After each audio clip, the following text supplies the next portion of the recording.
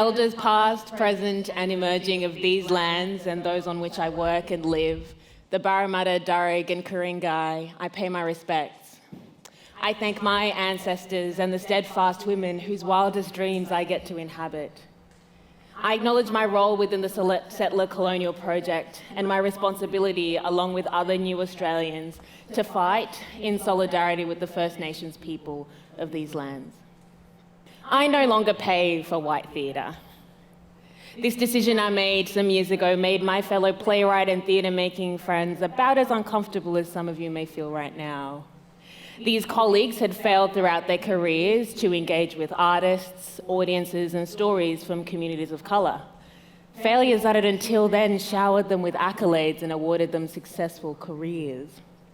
As I venture to talk to you about theatre and the power of storytelling, I'm very aware I'm not what comes to mind when people think playwright, nor what Google gives you when you search. In fact, of the first 50 responses, 3 were women, all were white, including the statues. So if you're doing the maths, that's a lot of work that falls under the umbrella of white theatre. When talking about whiteness in this context, I find it necessary to clarify its use. Whiteness, not always synonymous with being white, is a societal ruling system that perpetuates dominant ideologies around who receives power and privilege.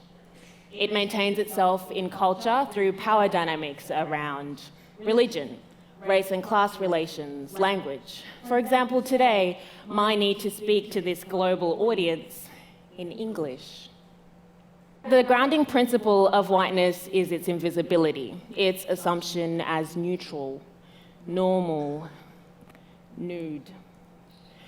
And so with white theatre, much like white curriculums or white history, it's one of many ways that whiteness culturally asserts its dominance. If it's been a while since your last trip to the theatre, or you're yet to find a compelling reason to do so, spoiler alert, it's very white, much older and considerably wealthy. I could argue, as many theatre companies have, that this demographic breakdown is normal, that it reflects the people that want to go to the theatre. I posit, as many have before me, that it's more likely that those that fill our foyers are an intersection of people that have $90 to spend on a single ticket to the bravest retelling of a classic, before which they splurge on dinner for no less than $50 each, then wrap the night up with, not public transport, that's disgusting, a taxi round the cove to their waterfront apartments. It is, what's Netflix and chill when you can spend $170 in one night? A counter-argument I often hear is that people, myself included, have and would consider spending that amount of money on a Kendrick or Beyonce concert. Now, I could spend hours delving into the cultural importance and artistic contributions of these 2 black artists, but we'll bookmark that for later. Because aside from the paternalistic implication that we don't know what's good for us, there is an elitist assumption that it is our lack of understanding of the true value of theatre that acts as a barrier to our engagement. This value, often presented as a universally accepted truth, is often assigned by an audience imbued with subjective histories and experiences. And across the creative industries, those arbiters are by and large the same. So it's not that us theatre goers don't appreciate the return on investment on offer, it's simply that there is none. Not for us, not for me. Theatre, like anything, draws in the audiences that it reflects and invites. Currently, it provides a competitive value add for the older, the whiter, the wealthier, the Holy Trinity.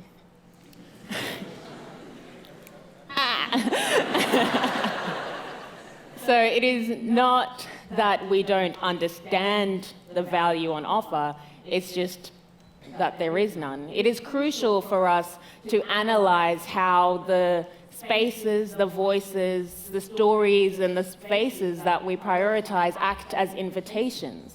Who are we inviting, and reflexively, who are we excluding? I could easily argue that the reason I talk about this is because of my love of theatre, my desire to share its magical, transformative power. Though true, it's not why I do this. It's not why I speak on these realities. Gleaning off of Genovese's observation, quote, "What I think isn't that monsters do not have reflections in mirrors. It's simply that if you want to make a human being into a monster, deny them, at a cultural level, any reflection of themselves."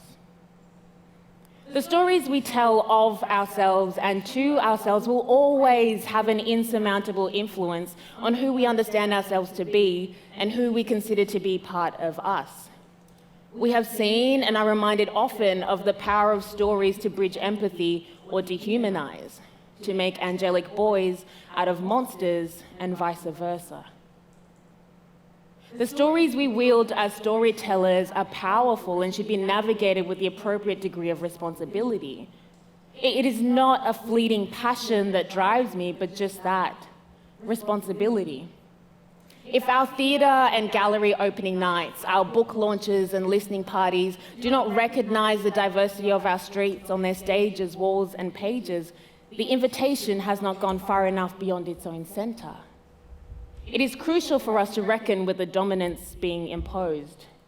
This neutral, benign whiteness becomes the sole arbiter on the value of other people and legitimacy of others' realities, being the judge, jury, and executioner on whose stories matter. This jury declares me diverse. Someone's yet to explain to me how an individual goes about being diverse. It disallows those on the fringes of imagination, our stories autobiographical by default. The cultural violence enforced through these practices sanctions and redlines stories and voices that dare to challenge our casting as bus passenger number 3 in our own stories.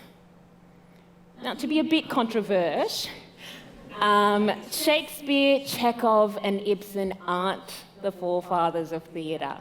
Euripides and Sophocles didn't pave the path for storytelling. Your drama teachers are going to hate me.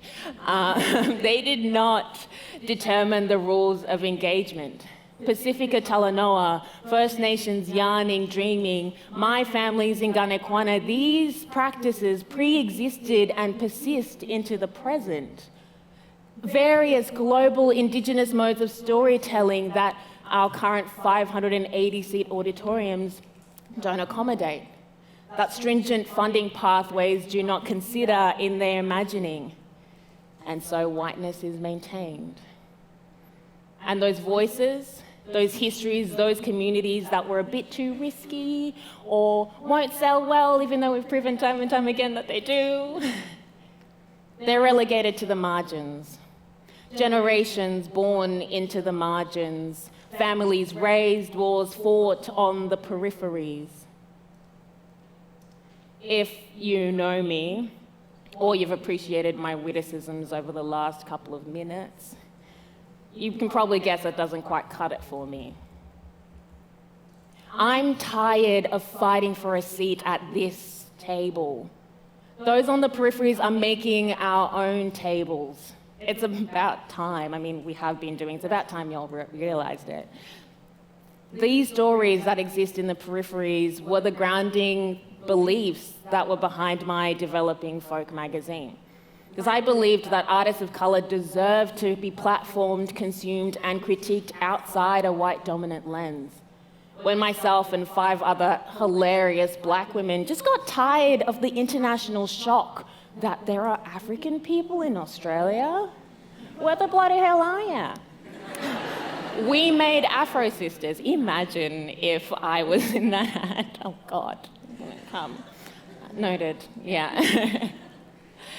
It's about time that we've committed and invested in these stories, because that is our future, this and so much more. Treaty, first and foremost. The Uluru Statement from the Heart, all of this exists in our horizon, on our cusp. Now, at this point, as the protagonist of my story, it would be weird for me to turn into your magical Negro and give you all hope right now, to alleviate you of your individual and collective guilt. So what do you do with all this tension you're sitting in? My suggestion is, instead of having hope, we individually create hope. From Dr. Robin DiAngelo's statement, look at why you don't know right now what to do. What experiences and perspectives different from yours aren't currently in your life? What aren't you reading, watching, supporting? That includes where you spend your money. Then change that. And to those on the margins, the citizens of the Cusp, I see you, I hear you. Your stories matter. Your lives matter.